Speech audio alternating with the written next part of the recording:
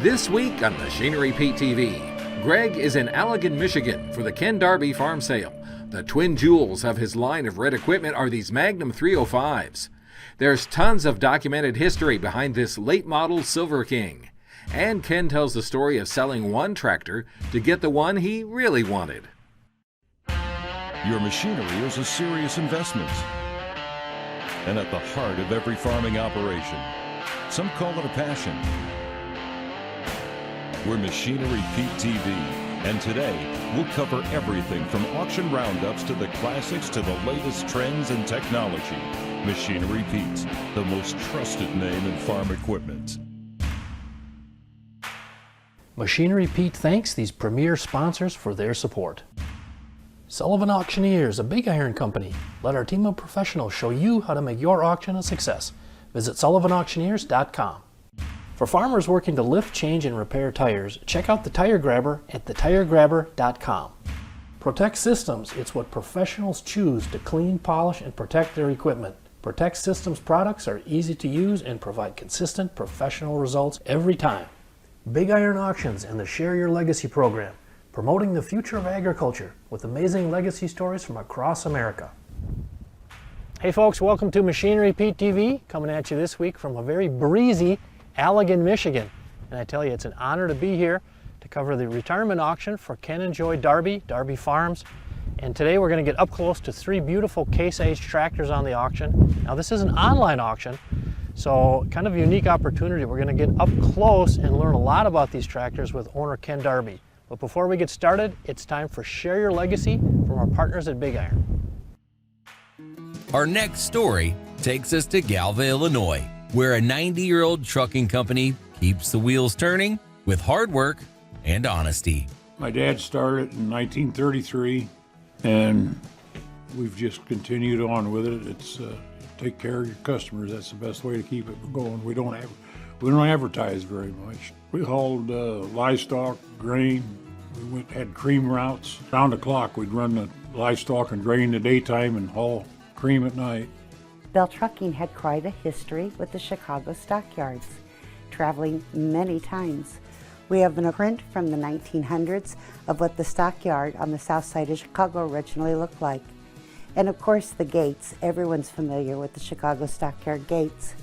Dwayne belongs to a Chicago Stockyard Collectors Club and likes to display many of our important information and the history here that he enjoys sharing and the stories that go along with it. I drove to Chicago the first time was on December 12th, and I drove a 1947 International. And the heater was so small, I had to scrape the ice off the inside. It was cold. My grandpa was a lot like Dad, or Dad was a lot like him. Dad, he told you stay out of the truck, you stay out of the truck. So Grandpa, you get up in there, let's back over here, let's do this. And he'd scooter or whatever right beside me and everything and that. And had me backing up to the deck house, and we'd take decks out of the livestock trailers or put them in and clean them out and stuff like that. He'd have me move the trucks around. I wasn't very old either. I'm maybe 12, 13 years old. The family has the world's best work ethic, and that work ethic carries through not only in trucks but in everything they do. I've watched my mother and father-in-law go above and beyond to serve Galva, our beautiful little town, in more ways that people notice and don't notice. But Dwayne has probably one of the best hearts of any adult male I've ever met. Well, I'm 85 years old, so I don't know how much future I got left. But, it's been a wonderful place to live, and it's still a good place to live. What legacy means to me is being the friendship we have here, and I hope it continues on. Visit BigIron.com to watch full episodes and to submit your Share Your Legacy stories.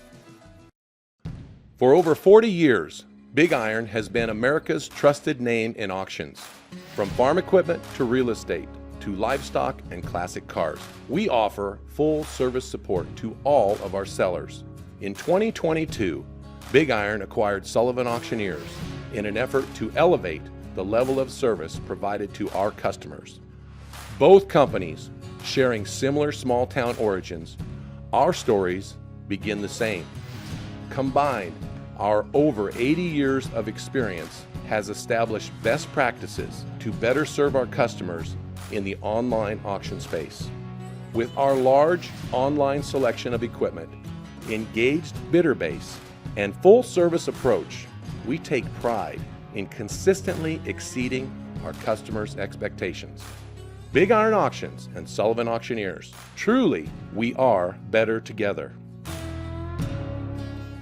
I'm here with John Witter. You have quite a new solution that is going to have a lot of interest, I think, from the farm side and the dealer side. The system allows us to restore paint back to or better than factory new condition, and most importantly, we can seal and protect that paint so that we do not have to polish it again. The product bonds to the paint and just wipes off with a beautiful finish and shine. The difference in that's amazing. It's pretty easy to see which side you'd like, right? Yeah. We have sprayers, combines, everything. We use a tire grabber. It can go down to a two-man job changing tires and sprayers. They work so well. Speeds up our change time, stuff like that. But reach in, you can grab hold of them and change them. Sprayers, unloading combines when they come in off the trucks, makes it a lot easier to pull the duals off and put new duals on.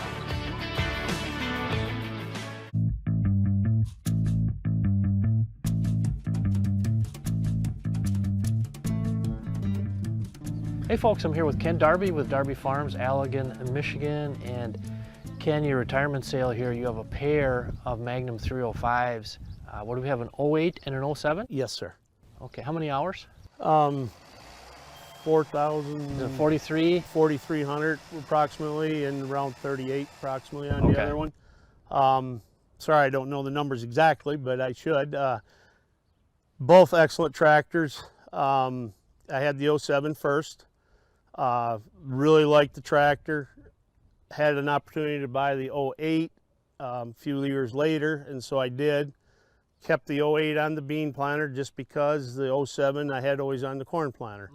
That way, if we had a field that was, I had a field that was ready to go to beans mid-planting season, I could just jump in without unhooking and wiring harnesses nowadays. Kind of made it simple just to do that. It was a convenience factor. Both equally loved tractors. I mean, they both operate exactly the same. This one does have the suspended front axle. Truthfully, I never thought much difference preference-wise. It's just this one did have a few more hours on it when I bought it. Okay. Well, now, Ken, it was interesting. We were talking before we started filming here, and you mentioned that you pretty much farm on your own. Yes, I do. I farmed on my own. I did have a little help for a short stint there. A good friend, and worked out to where he had a better opportunity, and I encouraged him to do that. And but before that and after that, I was 100% on my own, and I still am. Interesting here with the same model, two of them. Was that a little bit a piece of your strategy? It was very much so, because of the fact that if I needed one on a corn planter and or something ever happened, it was not an issue to go from one seat to the other. It wasn't like I had to relearn controls.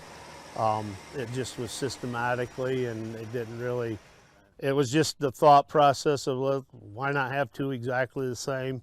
They're kind of sharing the exact same responsibilities from spring to fall. They both worked well on the grain cart, as well as side dressing, nitrogen, as well as planting. Yeah. So it just was never, one was a favorite, they both were favorites. It just was a shared responsibility between the two. Right, and again, both of them pre-def Preacher 4. Yes. That's a huge factor. Yep, Cummins engines, it's just, and they've been good to me. And you're a big Cummins engine guy, aren't you? Yes, and we are fortunate, about 40 miles from us here in Grand Rapids, Michigan, we have a Cummins store as well as dealership for working on them.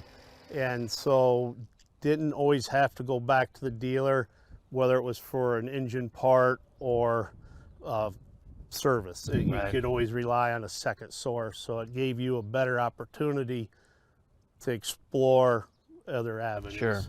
Now, again, we were chatting again a little bit, and you've rambled all over the country.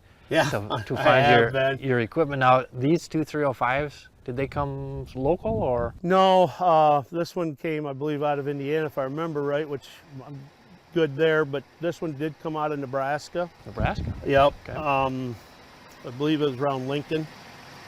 Was looking, wasn't finding, come across it at a John Deere dealership out there, and wound up running out and purchasing it and bringing it home and putting it to work. You've put some miles on over the years, haven't you? It's just as much fun to hunt for it as it is to own it.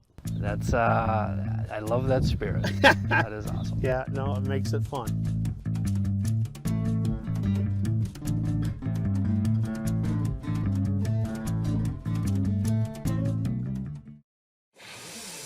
From the maker of Dakota Shine comes the power of foam. Simply foam on, let sit a few minutes, and power wash it off. Cuts your wash time in half and doesn't hurt electrical sensors or controls. Use on your largest, dirtiest equipment or on your late model pickup. Neutralizes and washes away road salts and farm chemicals. Call 888-996-7801 or order online at dakotaAgInnovations.com or visit your local farm store to pick up the power of foam.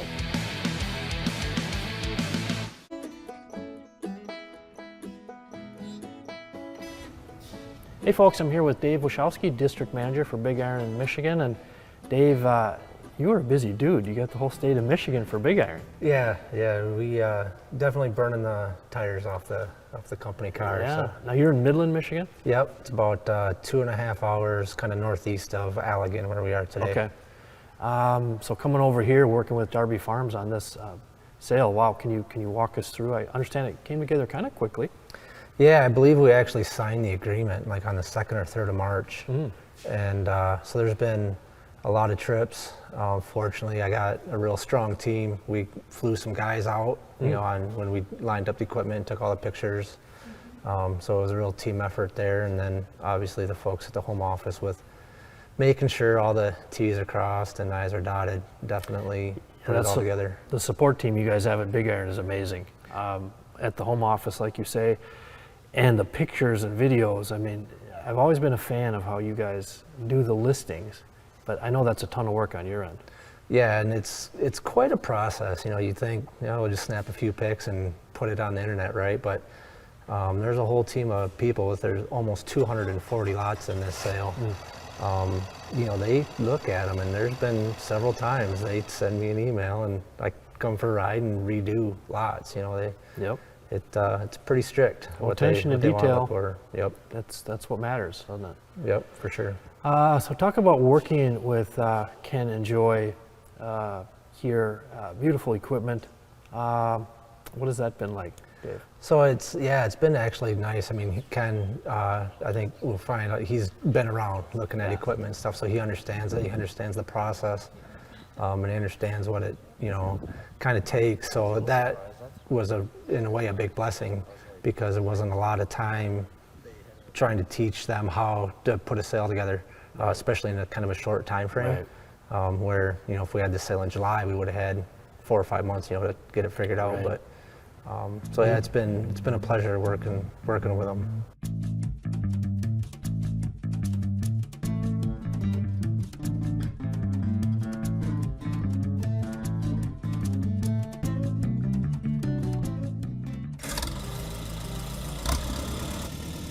It's a little bit unusual. So it's a very late tractor. I mean, Silver King's production in Plymouth stopped in 1954. That's in 1952.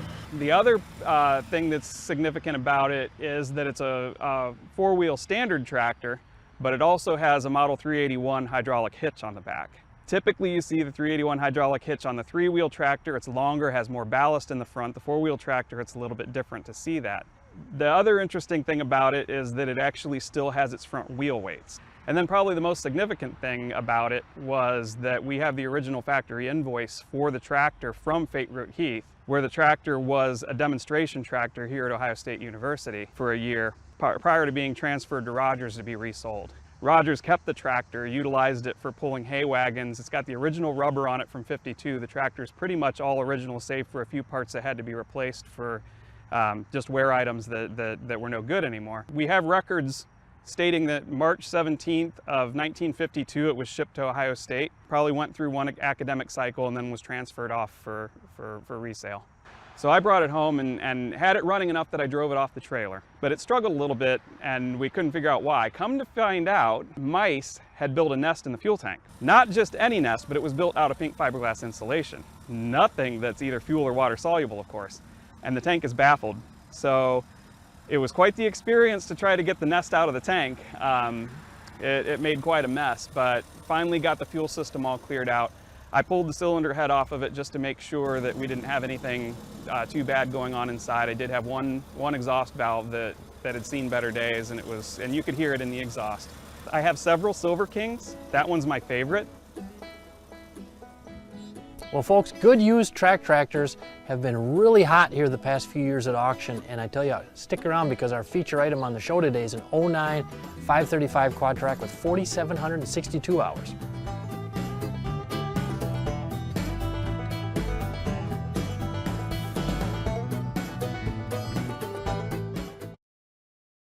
Got equipment to sell privately but tired of scams and hassles? Visit MachineryPete.com and click Sell Mine. MachineryPete.com, the simple and secure way to buy and sell equipment online.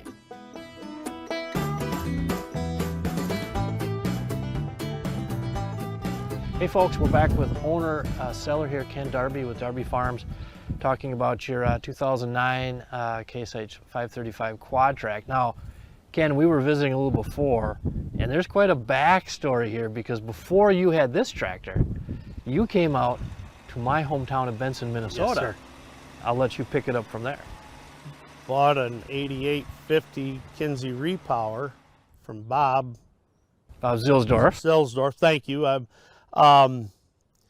was intending on farming with that, and as the semi come around the corner, the neighbor had seen it, followed it in.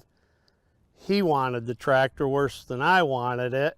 Now, and we need to say, folks, that my hometown of Benson, Minnesota, it's a little haul from Allegan, Michigan. Yeah, it was a little trip out there. I had found it when the internet was still kind of new. Yep.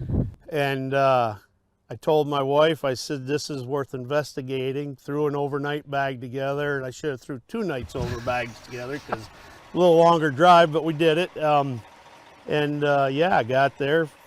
Tractor was good and brought it and got it shipped in right away because it was early spring. They're gonna be. Yep. And wanted to do a few things before it went to the field. And like I say, the neighbor seen the truck come around the corner, and as you were bringing it home as from it was Minnesota. coming in on the semi from Minnesota, yeah, it hadn't been on the farm yet. And he bought it. And he wound up buying it from me. And that led led me to buying this, which was really more of the dream to begin with. So it was, it worked out, and this has been here since then, and it wouldn't be leaving except I'm retiring. So nice. Now this is not your first track tractor. No, I had a 9400T that I disliked, and we'll leave it at that.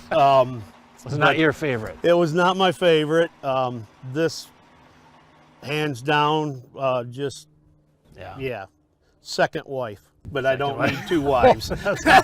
And like 4,760 hours. Yeah, and I've put those hours on. I am the second owner. Okay. It was lower houred when I bought it. My mind ain't as sharp as it used to be. I can't tell you exactly, but it was never a tractor that, you you look forward every year to getting in it and going. And these things, I mean, pre-def, pre-tier 4. Yeah, just been a tremendous tractor for me, and it never has really caused me any issues. Well, I looked at the sale bill on the listing of the sale, Ken. I admit this tractor jumped out at me, and it's like, wow, you're going to get some interest in this baby. And I've always housed it, and it's been my pride and joy. Well, folks, I hope you had the opportunity to catch a couple of our recent Machinery Pete TV show episodes where we dropped in on a collector car auction in Carthage, Illinois. It was great fun to watch those vintage muscle cars sell. And it's interesting, people don't associate Machinery Pete with auction pricing on pickups and cars, but actually if you go to our website, machinerypete.com, we've got over 63,000 auction prices on pickups, over 14,000 prices on cars. And I tell you, I've seen some really interesting items sold lately at auction. On an October 15th sale in Staples, Minnesota, this 2001 Ford F-250 with 61,143 one-owner miles on it sold for $40,000. And folks, that's the second highest auction price I've ever seen on a Ford 2001 model pickup, so pretty cool there. Now, that same day, October 15th, down in Russellville, Kentucky, on an estate sale, this very yellow 2016 GMC Sierra 2500 with only 6,872 miles on it sold for $44,000. So if you love the color yellow, probably a great buy there. Now, 1 week before, on a sale, a collector auction, October 7th in Winona, Minnesota, this 1989 Dodge W150 sweet truck sold for $23,500, and the same sale had this 1991 Ram 150, just over 108,000 miles on it, sold for $22,000. Now, not everything is shiny collector condition. On an October 18th estate auction in Lee Center, New York, this 1995 Cadillac Eldorado, which I think probably ran when parked, maybe, sold for $250. And this mid-1980s Pontiac Fiero, yes, there's a Fiero under there somewhere, sold for $200.